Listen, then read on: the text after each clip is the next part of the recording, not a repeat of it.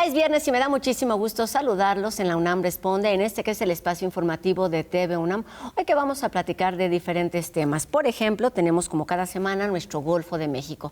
Les contaremos los detalles de la nueva convocatoria para ser parte de la nueva generación de corriente alterna. Además, te contaremos también sobre algunos hallazgos en torno al cáncer de piel que nos presenta UNAM Global TV y comenzaremos platicando en la entrevista sobre una forma particular de maternar a propósito de este 10 de mayo, así es que la invitación está hecha para que nos acompañes durante los siguientes minutos. Comenzamos.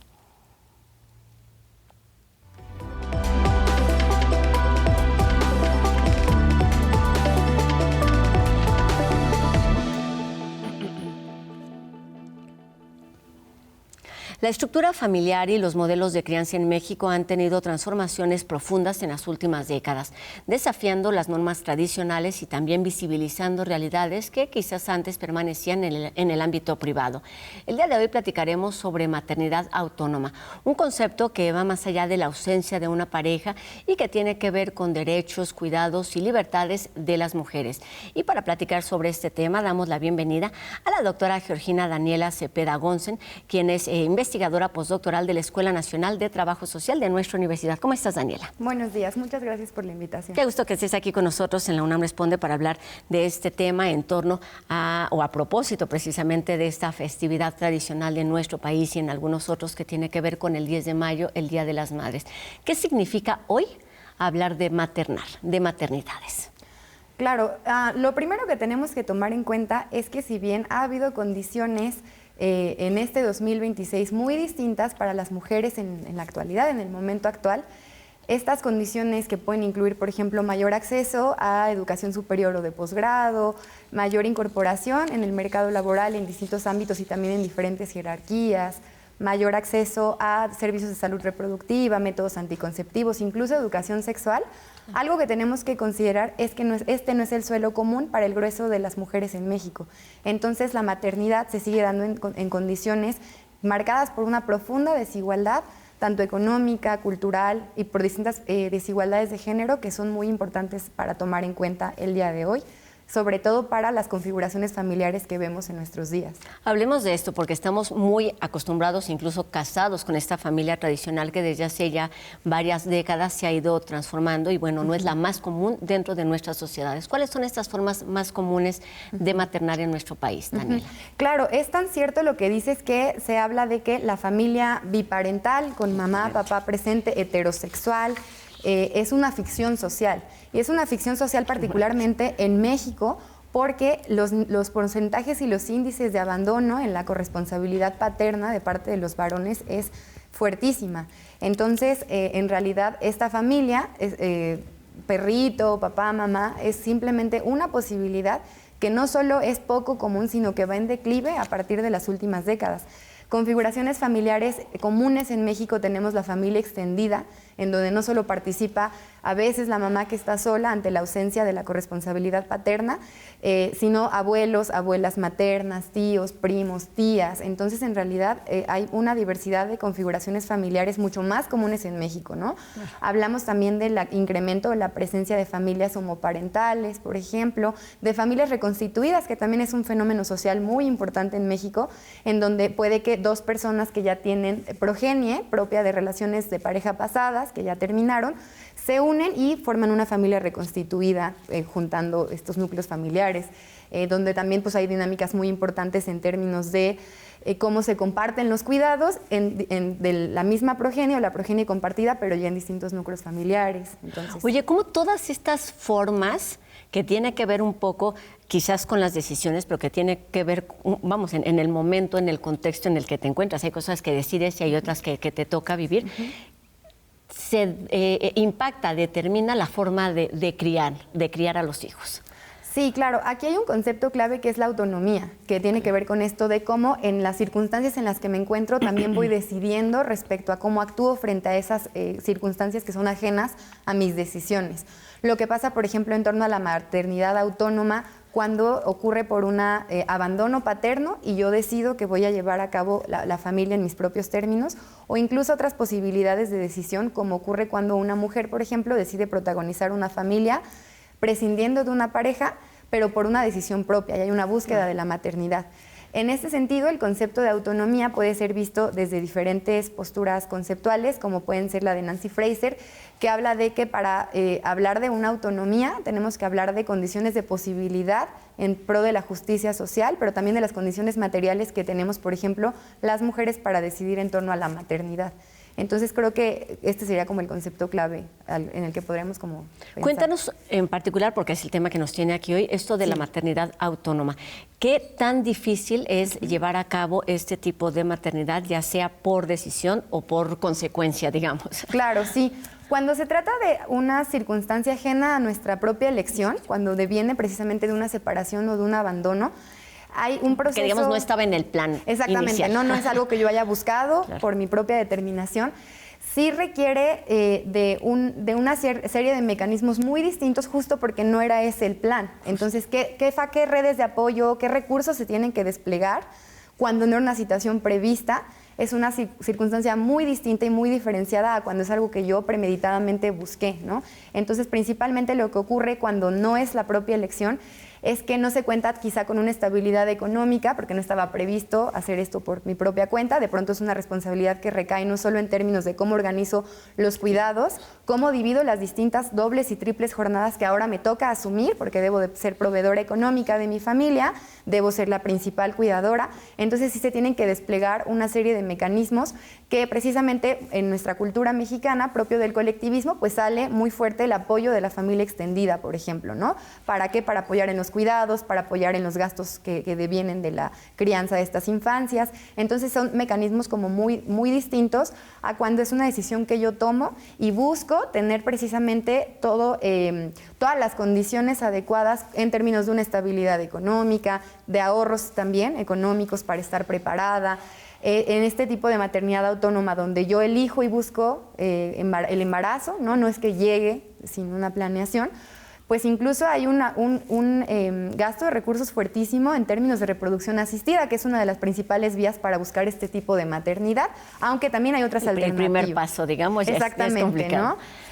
Pero hay otras alternativas como puede ser la adopción, incluso las relaciones sexuales con fines reproductivos, la inseminación casera, pero comúnmente el camino más transitado para lograr una monomarentalidad por elección es por la vía de las tecnologías de reproducción asistida. Oye, ¿y qué dentro de todos estos retos, qué lugar ocupa el de los usos y costumbres, las ideas que tenemos preconcebidas en un país como el nuestro, en donde ya lo decíamos al principio, estamos como muy casados con esta familia tradicional que bien nos dices, ya es prácticamente una ficción?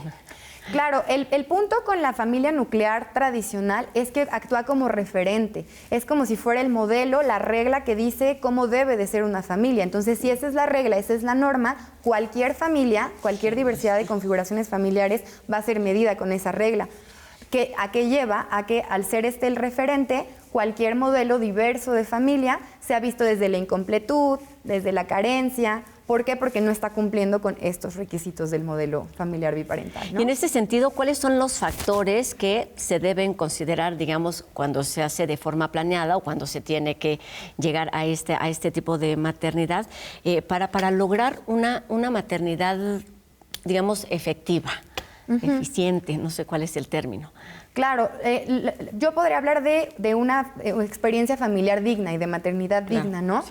Lo primero que necesitamos es combatir los estigmas sociales que devienen desde tachar a las mujeres que deciden formar en sus propios términos la familia, por ejemplo, como egoístas, porque deliberadamente están decidiendo dejar fuera la figura paterna. Entonces yo creo que hay mucho trabajo que hacer en términos de los estigmas sociales y las prácticas discriminatorias que viven estas familias, ¿no? Entonces, desde diversas disciplinas podemos estar apuntando a crear condiciones sociales y culturales justo más dignas, ¿no?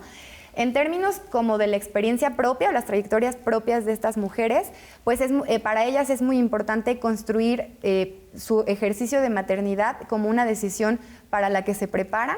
Es una maternidad sumamente planeada, sumamente buscada y para la que ellas preparan precisamente todo el terreno para contar con las condiciones materiales, incluso temporales, en su dinámica del día a día para convertirse en madres. Sin embargo, cuando ellas expresan estos deseos en sus círculos cercanos, precisamente se enfrentan a este estigma desde el cual se piensa que una mujer sola pues no puede llevar a cabo una familia. Y en este sentido, justo qué decir con respecto al mito también de la importancia, o no sé cómo lo entiendes, de la figura paterna y en todo caso de la ausencia de una figura paterna. Claro, justo, creo que al respecto es importante pensar cuántas familias se encuentran con la carencia de un padre, pero como no es propio por la decisión de las mujeres, ahí como que no hay un señalamiento. Y pensemos que las familias monomarentales por elección en México son un número muy pequeño. Representación estadística básicamente no es un porcentaje representativo. Comparado con el gran porcentaje de familias en México que viven sin un padre por abandono y por elección de ellos, de no participar de esta corresponsabilidad. Y ahí no hay un reclamo social, ¿no? De qué pasa con estas familias y con estos varones que están eligiendo no formar parte de esta responsabilidad. Entonces, yo creo que a nivel práctico lo que las infancias requieren para crecer en una vida y en un proceso de desarrollo adecuado son personas adultas que les puedan guiar, que las puedan proveer de recursos, de cuidados para llegar a la adultez, a la juventud. Y esto no requiere de dos personas, ni siquiera de un varón. Pensemos justo en otras diversidades familiares, como pueden ser parejas de dos mujeres, madres, dos mujeres madres, por ejemplo, o dos personas con una identidad diversa, o una persona. Incluso podríamos pensar en la posibilidad en algún punto de que un varón pueda hacerse cargo por completo del cuidado de las infancias, porque esto es lo que requieren, no en sí mismo dos figuras, y dos figuras muy particulares de las que nos han dicho cómo debe ser una familia. Y en en esta toma de decisiones, ¿qué lugar ocupan las redes de apoyo? Bueno, es fundamental porque si entre dos personas es difícil criar a las infancias, y cada vez se requiere además de la participación de ambas partes, por ejemplo, para el trabajo, para la división y la repartición del trabajo de remunerado y no remunerado, ¿no? Pues una persona sola sí recae aún más estas responsabilidades, y las redes de apoyo, tanto las formales como las informales, entendidas las instituciones que pueden formar parte de escuelas, guarderías, estancias, pero también las redes familiares, vecinales o de amistades que van acompañando la crianza, pues van facilitando que estas familias puedan cubrir con todos los roles, en especial cuando es una sola figura adulta la que protagoniza estas familias. Oye, y en este modelo de maternidad autónoma, ¿qué lugar ocupa, por ejemplo, estos vínculos, esta dualidad entre maternidad y economía, maternidad y empleo, maternidad y educación, maternidad y cultura, tradición? Claro. Esta dualidad, por así decirlo, es muy importante porque lo que implica es una dificultad adicional en la conciliación de todos estos roles. ¿Cómo lo viven o cómo lo llevan estas mujeres? Pues contando con apoyos muy fuertes, incluso en términos de cómo se extienden las labores de cuidado y de crianza hacia profesiones o incluso algunos oficios, ¿no? Entonces, ellas van acompañando y van logrando hacer esta conciliación entre los cuidados y el trabajo remunerado y los otros ámbitos de su vida a partir del apoyo con la familia, con personas que ayudan o auxilian en la crianza, como pueden ser las llamadas niñeras, por ejemplo, jornadas más amplias en las escuelas, clases extracurriculares para estas infancias que les van permitiendo ir creando sus propias dinámicas cotidianas, cubriendo todos estos ámbitos, ¿no? Hemos hablado de muchos retos porque definitivamente implica diferentes dificultades, el maternar en general, pero además el maternar de forma autónoma. Pero hablemos, digamos, como de los beneficios. ¿Cuáles son las razones por las que cada vez más se lleva a cabo este modelo de familia?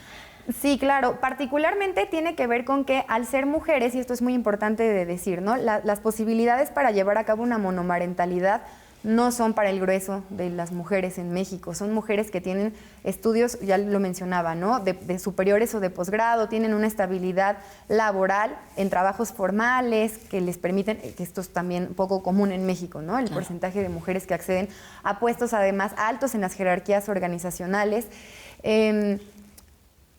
Y todo esto les va permitiendo llevar una maternidad acompañada de esas condiciones como muy particulares que no son el común, ¿no? Son poco comunes para... ¿Y cuáles son, digamos, no sé, los beneficios para los hijos que nacen dentro de estos modelos? Sí, claro, y perdón, completando la pregunta anterior. Entonces, lo que a ellas les permite haber postergado un poco su maternidad en pro de priorizar otros ámbitos del proyecto personal es que ellas ya están muy realizadas o muy estables en otros ámbitos de su vida, pero quieren que la maternidad forme parte de su experiencia, claro, sí. Y entonces así logran pues realizarse personalmente.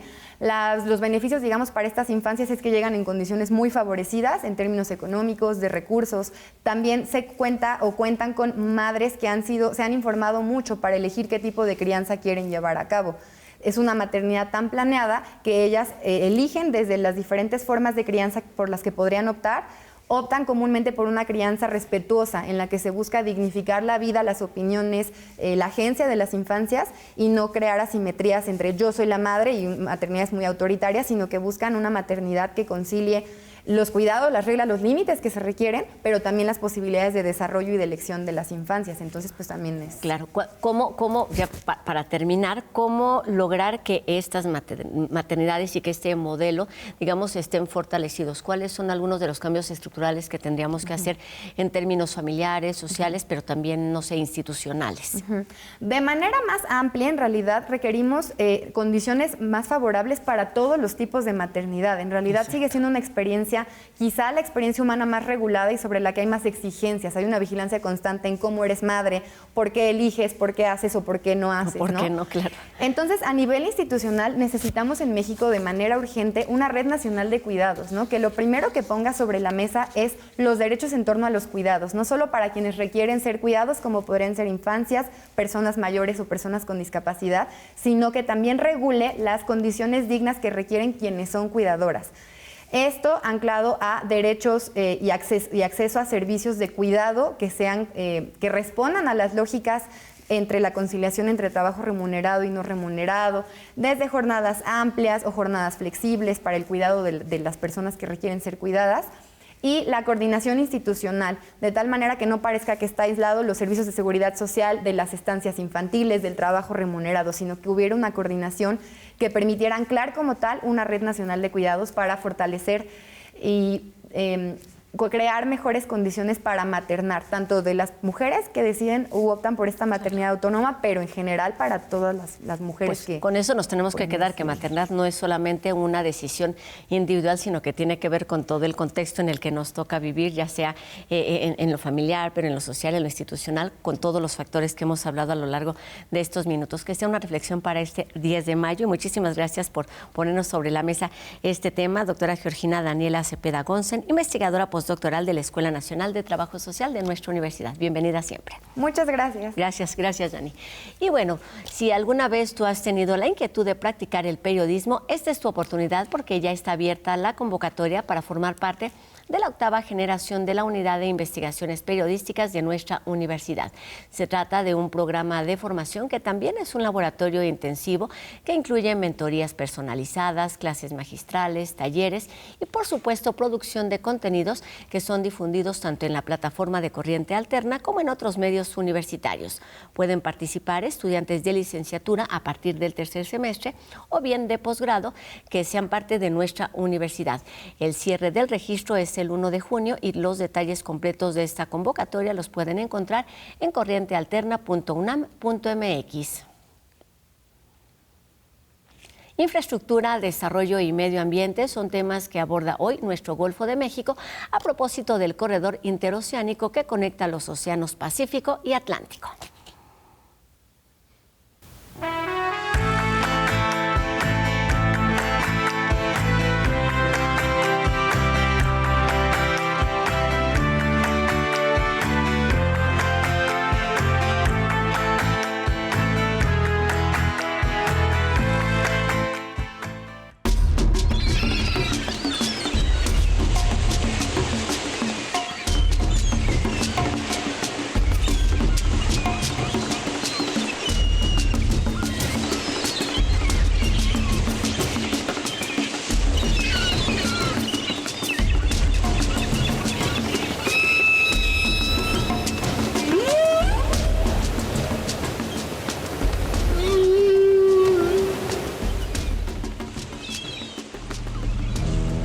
En el sur de México, el Istmo de Tehuantepec es una zona particularmente importante, ya que es el punto más estrecho entre el Océano Pacífico y el Golfo de México, lo que lo convierte en un corredor natural que conecta ambos cuerpos de agua.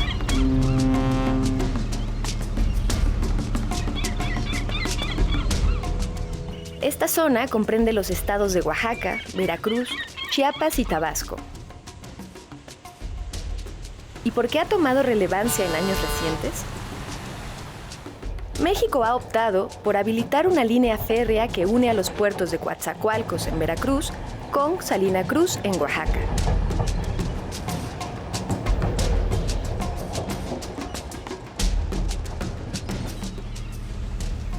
Este corredor fue planteado como una alternativa comercial y logística del Canal de Panamá para el transporte de mercancías entre Asia, América y Europa.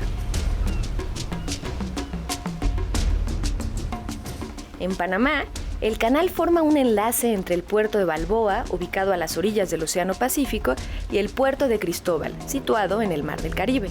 Se estima que el canal maneja alrededor del 6% del comercio marítimo mundial o de los buques mercantes globales cada año.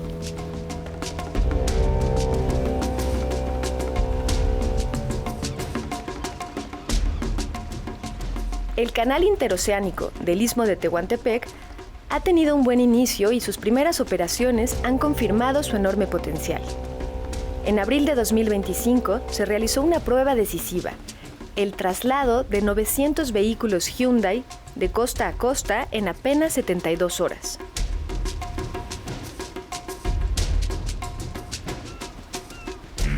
Este logro marca una diferencia notable frente a los 15 o 20 días que habitualmente demanda cruzar el Canal de Panamá.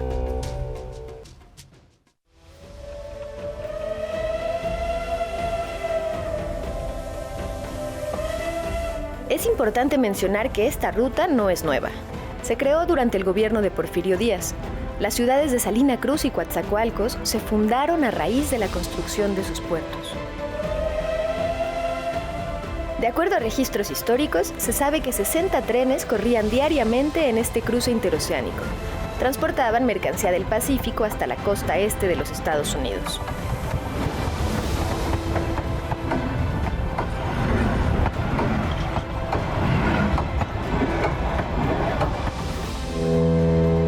El inicio del Canal de Panamá opacó esta ruta y rápidamente perdió relevancia.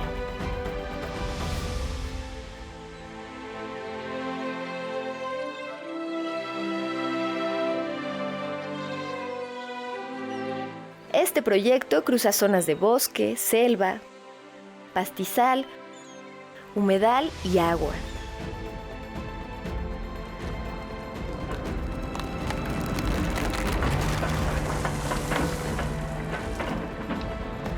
En un documento oficial se establece que se tienen identificadas potenciales afectaciones en el medio ambiente.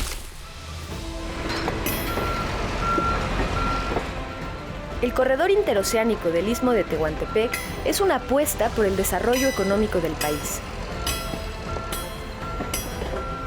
Con la modernización de sus puertos, vías férreas y polos industriales, este proyecto busca generar empleo y atraer inversión.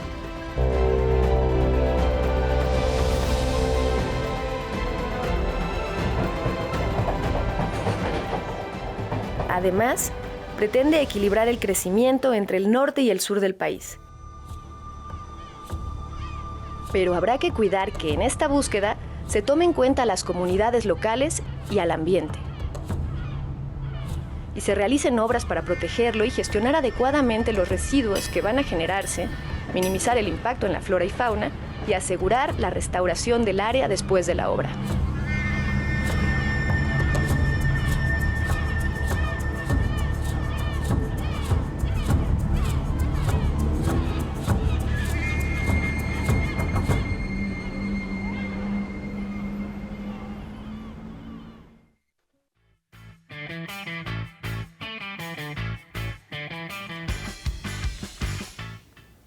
UNAM Global TV nos habla sobre una investigación que ha identificado hallazgos clave que pueden contribuir a entender mejor el desarrollo del cáncer de piel entre la población mexicana.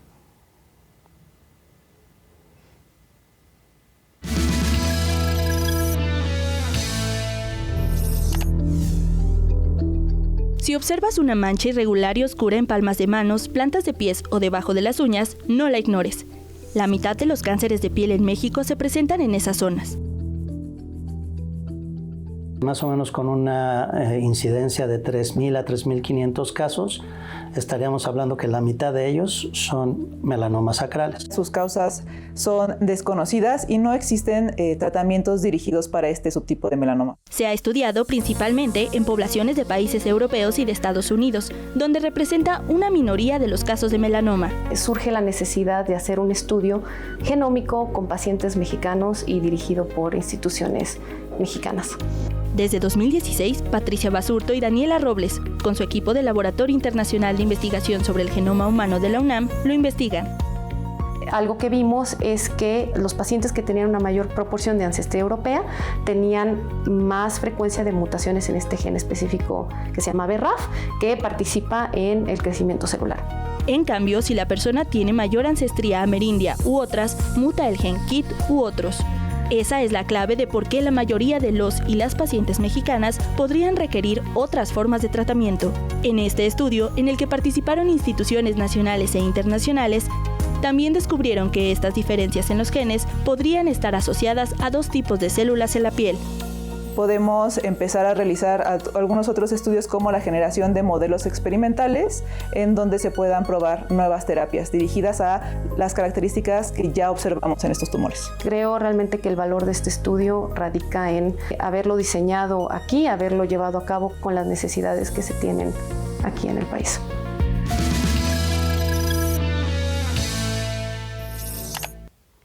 Y con esta información terminamos nuestro programa de hoy y también la semana, agradeciendo a Fernanda Ramírez su participación en la interpretación de lengua de señas mexicana y recordándoles a todos ustedes que podemos seguir la conversación a través de nuestras redes sociales. Ya las conocen y están apareciendo en este momento en nuestra pantalla. Que tengan un excelente fin de semana y nos vemos aquí el próximo lunes, 2:30 de la tarde, por supuesto, en TV UNAM. Mi nombre es Rosa Brizuela. Adiós.